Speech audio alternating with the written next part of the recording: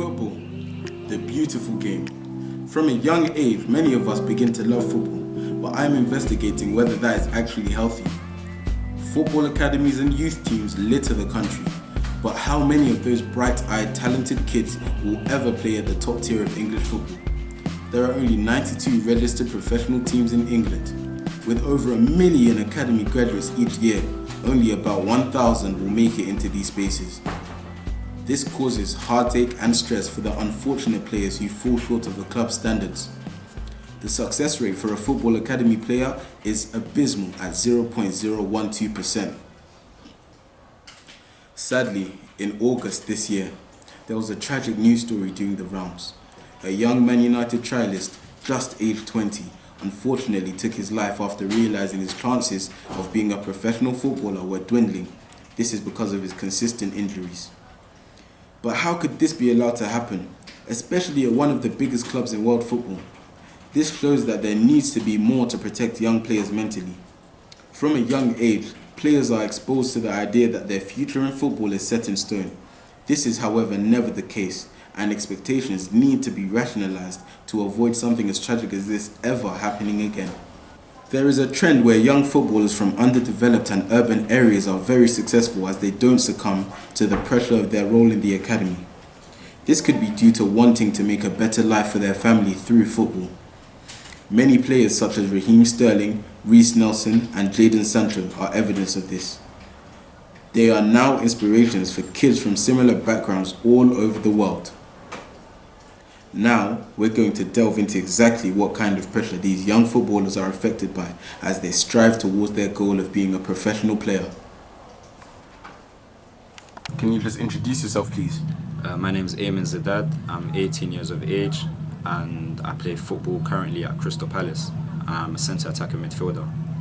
Okay, and how would you say your time at Crystal Palace is going? Currently it's going well. The team's all good. I'm good with the managers.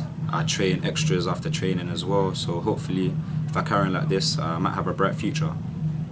So, on the flip side, if for some reason you were cut from Crystal Palace's team, what would you do then?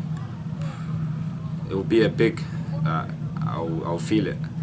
But I think I'll pick myself back up, get into football again, maybe go to like a lower division team, pick up experience again, then get back and try and get into a bigger team than Crystal Palace, because I'm not a quitter. This is Serena McLeod. She has a master's in sports psychology and specializes in understanding and bettering the mental health of young athletes. I work with individuals from all different backgrounds.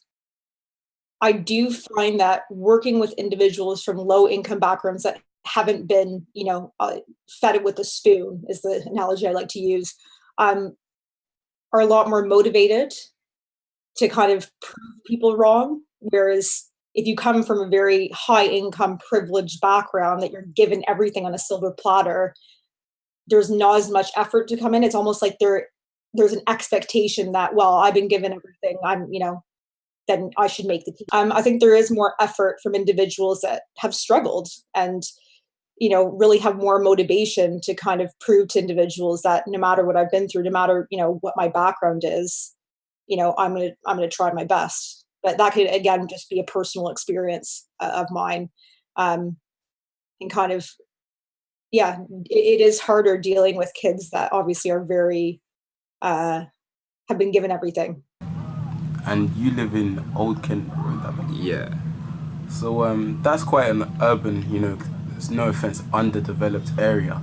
Yeah. And studies have shown that players from underdeveloped areas are more driven and are hoping to make a better life for their families. Would you say this is the case for you? 100%. I want to treat my parents the same way they brought me up. So I want to buy them houses whenever they want houses. Do you know what I mean? I just want to make sure that they're good in the future because they've always done that for me. And also, the stuff we see, like gangs in areas, all of that, I'm none of that. Like, I don't want to be part of that. I just want to get out of it. But of course, I'll give back to my community if I make it. Name, please. Hi, my name is Osman, and I was an upcoming football player in Arsenal Academy. But then I took a slight turn once I got injured.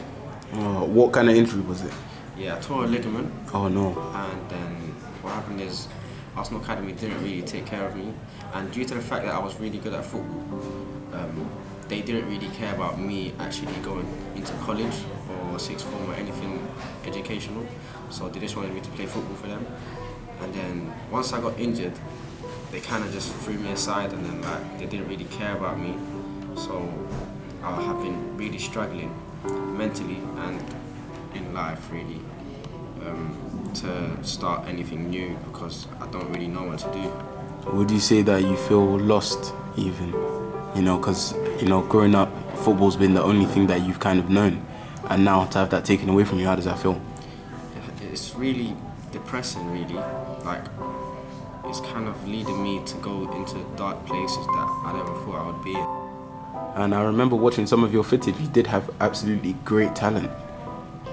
Yeah, thankfully I was gifted, but once that injury kicked in, I can't really do much now. So what's the next step for you if football is no longer an option? I'm not really sure, like, the only things available for me are like such jobs as like construction and such like other things like that. So I don't really know how I'm gonna cope, but hopefully I'll be able to. Alright, thank you for your time. Thank you very much. Yeah, I mean, I think there's several factors in terms of what affects an individual's mental health. Absolutely, the pressure of being the best and kind of having this expectation to always do well can absolutely affect an individual's mental health, especially in terms of their self-confidence. And yeah, I mean, there is several factors, but I can say that yeah, it does have a detrimental effect overall on how they perceive themselves, especially if they don't make it. You know, it's kind of finding a sense of purpose and finding a sense of identity after, you know, if worst case scenario that they don't make it, and obviously 99% don't make it. So